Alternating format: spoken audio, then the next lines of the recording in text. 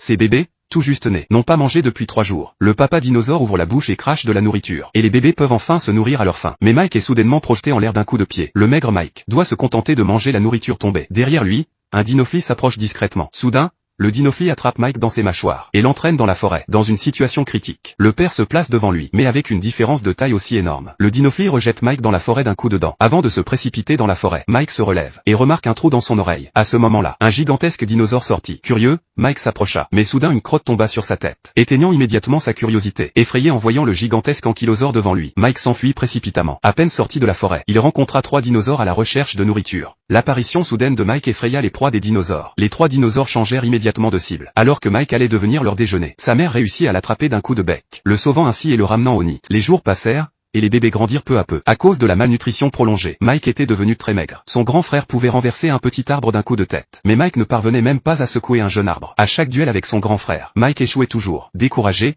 il se promena près du lac, et rencontra par hasard Lisa. Mike réussit rapidement à conquérir le cœur de Lisa. Alors qu'ils discutaient, la mère de Lisa apparut soudainement, et emmena Lisa avec elle. Pensant au visage doux de Lisa, Mike se sentit attiré par elle. Il attendit chaque jour au même endroit où ils s'étaient rencontrés. Mais Lisa ne réapparut jamais. Ce n'est que lorsqu'un petit ptérosaure lui dit que Lisa avait migré vers le sud, que Mike la prit. L'été touchait à sa fin, et Mike allait aussi partir vers le sud avec sa famille.